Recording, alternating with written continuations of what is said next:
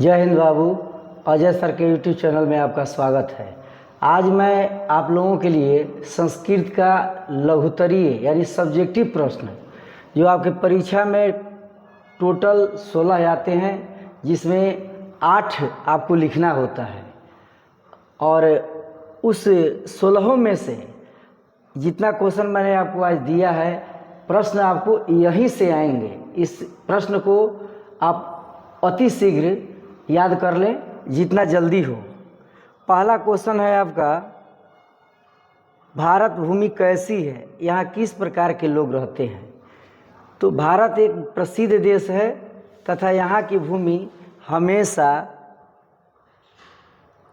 से पवित्र एवं ममतामयी रही है। यहाँ का देश जो है, यहाँ की धरती जो है हमेशा से प्रसिद्ध है। यहाँ की भूमि हमेशा पवित्र एवं ममतामयी है। यहाँ विभिन्न धर्मों और जाति के लोग एकता के भाव से रहते हैं, यानी उनके अंतर्गत एकता की भावना विद्यमान रहती है, मिलजुल कर रहते हैं, एक साथ रहते हैं।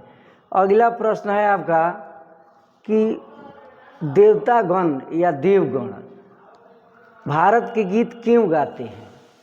देवतागण या देवगण भारत के गीत क्यों गाते हैं। तो देवगण भारत भूमि का गुणगान करते हैं, इसलिए करते हैं क्योंकि भारत भूमि स्वर्ग और मोक्ष प्राप्त करने का एक साधन है। भारत ही एक ऐसा देश है जिस देश में दूसरे देश के लोगों को भी शरण दी जाती है। यहाँ लोगों को शरण दी जाती है और यह एक ऐसा पवित्र भूमि है, धरती है, जहाँ मोक्ष के साधन उपलब्ध होते हैं। मनुष्य भारत भूमि पर जन्म लेकर श्री हरि यानी विष्णु की सेवा करने के योग्य बन जाता है। यानी कहने का मतलब कि जो भी व्यक्ति भारत में जन्म लेता है उसे प्रभु श्री हरि की सेवा करने का अवसर मिलता है, मौका मिलता है। नेक्स्ट क्वेश्चन आप देखेंगे बाबू, भारत महिमा पाठ का 5 वाक्यों में उत्तर दें। यानी भारत महिमा पाठ के बारे में आपको बताना है। हमारे देश भारतवर्ष को प्राचीन काल से ही महत्व दिया गया है। हमारे देश भारतवर्ष को प्राचीन काल से ही महत्व प्राप्त है, प्रसिद्धि प्राप्त है, क्योंकि देवतागण भी यहाँ पर यानी भारत में जन्म लेने के लिए तरसते हैं, ललायित रहते हैं। भारत के उत्तर दिशा में हिमालय प्रहरी के रूप में खड़ा है। यानी हिमालय पर्वत जो है हमारे प्रहरी के रूप में, रक्षक के रूप में खड़ा है, ताकि भारत के बाहर के कोई भी देश भारत पर अटैक न करे। हिमालय हमारी रक्षा कवच की तरह काम करता है, जो भारत की सुंदरता में 4 चांद लगा देता है। भारत की सुंदरता में ये हिमालय पर्वत इसकी सुंदरता को और बढ़ा देता है। नेक्स्ट क्वेश्चन देखेंगे, संस्कार किसे कहते हैं, विवाह संस्कार का वर्णन करें। ऐसे तो आमतौर पर कहा जाता है कि दोषों को त्यागना और गुणों को अपना लेना संस्कार कहलाता है। यानी कहने का मतलब व्यक्ति में गुणों को धारण करना ही संस्कार कहलाता है। विवाह संस्कार होने पर ही व्यक्ति गृहस्थ जीवन में प्रवेश करता है। विवाह एक पवित्र संस्कार है, पवित्र संस्कार होता है जिसमें अनेक तरह के कर्मकांड विधि होते हैं, जो इस प्रकार हैं। वचन देना, यानी लड़का लड़की को वचन देता है। मंडप का निर्माण करना, वधू के घर वर पक्ष का स्वागत, यानी वधू के घर पर वर पक्ष यानी दूल्हा पक्ष के लोगों का स्वागत होता है। वर वधू को एक दूसरे को देखना, वर और वधू एक दूसरे को देखते हैं। कन्यादान, अग्नि स्थापना, पानी ग्रहण, लाजा होम, सप्तपदी, सिंदूरदान आदि इसमें मुख्य क्रियाएं होती है। संस्कार में विवाह संस्कार को ही सबसे पवित्र माना जाता है, क्योंकि इसमें कई तरह के पवित्र कर्मकांड होते हैं जो वचनों में बंधे रहते हैं।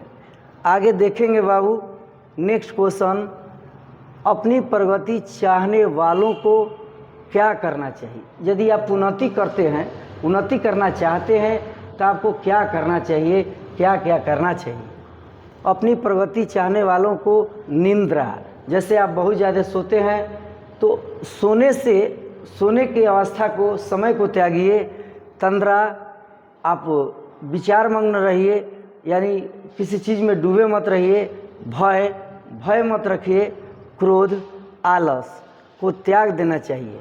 इन सारे चीज़ों को जो व्यक्ति त्याग देता है वही अपने जीवन में सफल होता है, वही अपने जीवन में उन्नति करता है। नीति श्लोक पाठ के आधार पर स्त्रियों की क्या विशेषता है। नीति श्लोक पाठ के आधार पर स्त्रियों के विशेषता के बारे में बताया गया है कि इस पाठ के आधार पर स्त्रियां घर की लक्ष्मी होती हैं, क्योंकि जिस घर में स्त्रियों का आदर नहीं होता है वो घर बिल्कुल शमशान की तरह लगता है। भगवान या देवी देवता भी उस घर में वास नहीं करते हैं। स्त्रियों का सम्मान करना चाहिए वो, तथा महाभाग्यशाली होती हैं। स्त्रियां बहुत भाग्यशाली होती हैं। एक बात इस पर आती है कि लड़का जो है जन्म लेता है भाग्य से, लेकिन लड़की जो जन्म लेती है सौभाग्य से। तो ध्यान दीजिए, ये महापुरुषों को जन्म देने वाली होती हैं। वो स्त्रियां ही हैं जो हमारे देश के बड़े बड़े महापुरुषों को जन्म देती है, विद्वानों को जन्म देती हैं। इसलिए स्त्रियां रक्षा करने योग्य हैं, पूजनीय हैं। नेक्स्ट क्वेश्चन है बाबू, कर्मवीर कौन था। ध्यान देंगे, कर्मवीर पाठ से है। तो कर्मवीर पाठ में एक राम प्रवेश नाम का एक लड़का रहता है जो बिहार के भीखन टोला गांव का है। पहले उसे खेल में रुचि थी, खेलता था गांव के लोगों के साथ, लड़कों के साथ। निर्धन था, दलित परिवार से था। लेकिन एक दिन उस गांव में एक शिक्षक आए और उस शिक्षक की दृष्टि उस लड़के पर पड़ी। उस लड़के को विद्यालय लगाए और पढ़ाई के साँचे में उसको ढाले और वह तन मन से पढ़ाई करने लगा और एक दिन वह बहुत बड़ा आदमी बना। राम प्रवेश राम कर्मवीर कथा का एक प्रमुख पात्र है, एक मुख्य नायक है यह। उसका जन्म बिहार के भीखन टोला गांव के एक दलित परिवार में हुआ था। कभी खेल के पीछे रहने वाला बच्चा शिक्षक के संपर्क में आकर हमेशा खेलते रहता था, लेकिन जब वो शिक्षक के संपर्क में आया, जब शिक्षक उसके साथ हो गए, तो वह अपने मेहनत के बल पर अपने जीवन में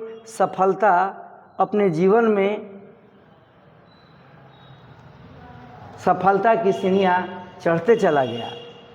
ध्यान देंगे, राम प्रवेश राम प्राथमिक विद्यालय से लेकर लोक सेवा परीक्षा तक, प्राथमिक विद्यालय से लोक सेवा परीक्षा तक सफल होते रहा, आगे बढ़ते रहा, उत्तीर्ण होते चला गया। मंगलम पाठ के आधार पर सत्य के महत्ता पर यानी महत्व पर प्रकाश डालें। सत्य के बारे में बताया गया है। महर्षि वेद व्यास सत्य की महिमा का बखान करते हुए, वर्णन करते हुए कहते हैं कि हमेशा सत्य की जीत होती है। सत्य की ही जीत हमेशा होती है, असत्य की नहीं। सत्य से ही देवलोक का मार्ग प्रशस्त होता है, खुलता है। ऋषिगण भी देवलोक को प्राप्त करने के लिए सत्य मार्ग को चुनते हैं, यानी सत्य मार्ग का अनुसरण करते हैं, सत्य के मार्ग पर ही चलते हैं। कर्मवीर पाठ से हमें क्या शिक्षा मिलती है। कर्मवीर पाठ से ध्यान दीजिए, कर्मवीर पाठ से हमें यही शिक्षा मिलती है कि व्यक्ति अपने सच्चे कर्म से ऊंच स्थान को प्राप्त कर सकता है। आप नित्य दिन उसी टाइम टेबल पर जगिए, पढ़िए, लड़कों को आपके साथ में तो उनके साथ पढ़िए, यानी नित्य दिन अपना कर्म कीजिए। हमें पढ़ने के लिए ध्यान देने के साथ लगन और उत्साह की ज़रूरत है। यदि आपको उत्साहित किया जाए, आपके अंदर इंटरेस्ट पैदा किया जाए, तो आप कम ही समय में बहुत ज़्यादा चीज़ों को गेन करेंगे, प्राप्त कर लेंगे, उसका ज्ञान हासिल कर लेंगे। क्योंकि कर्मवीर राम प्रवेश राम धनहीन दलित परिवार के होने के बावजूद, राम प्रवेश राम जो था बहुत गरीब लड़का था, दलित परिवार का था, लेकिन किसी की प्रकाश उस पर पड़ी, शिक्षक का सानिध्य पाया, संपर्क पाया, उसका प्रेम पाया और गरीब और दलित होने के बावजूद भी सफलता के ऊंचाई पर पहुंच गया, सफलता की मुकाम पर पहुंच गया। आगे देखेंगे दयानंद मूर्ति पूजा के विरोधी कैसे बने। दयानंद के घर पर शिवरात्रि के रात उन्होंने एक मूसक को भगवान को चढ़ाए गए प्रसाद को खाते हुए देख लिया। यानी उनके यहाँ रात्रि जागरण का प्रोग्राम था, प्रसाद चढ़ा हुआ था और उस प्रसाद को एक चूहा यानी मूसक खा रहा था। ये देखकर इनके मन में धर्म के प्रति अनिष्ठा, अविश्वास उत्पन्न हो गया और उसी समय से दयानंद सरस्वती मूर्ति पूजा के विरोधी हो गए, क्योंकि उनका मानना था कि जो आदमी अपने प्रसाद की रक्षा नहीं कर सकता है वो हमारी और आपकी रक्षा कैसे करेगा। और तभी से उसी रात उन्होंने घर छोड़कर घर का त्याग कर दिया। केशांत संस्कार को गोदान संस्कार भी कहा जाता है। क्यों? आप ध्यान देंगे, केशांत संस्कार में ही गुरु के घर में ही शिष्य का प्रथम क्षौर कर्म का मतलब होता है बाल मुड़ाना या हजामत करना होता था। इसमें छात्र के घर वालों की तरफ से गुरु के घर गौ का यानी गाय का दान किया जाता था। इसीलिए केशांत संस्कार को गोदान यानी गाय का दान संस्कार माना जाता है या कहा जाता है। संस्कृत में पंडिता क्षमाराव के योगदान का वर्णन करें। संस्कृत साहित्य में आधुनिक समय के लेखिकाओं में पंडिता क्षमाराव बहुत प्रसिद्ध हैं। शंकर चरितम उनकी अनुपम रचना है। गांधी दर्शन से प्रभावित होकर उन्होंने सत्याग्रह गीता, मीरा लहरी, कथा मुक्तावली, ग्राम ज्योति, विचित्र परिषद यात्रा आदि रचनाओं की रचना की। ध्यान देंगे,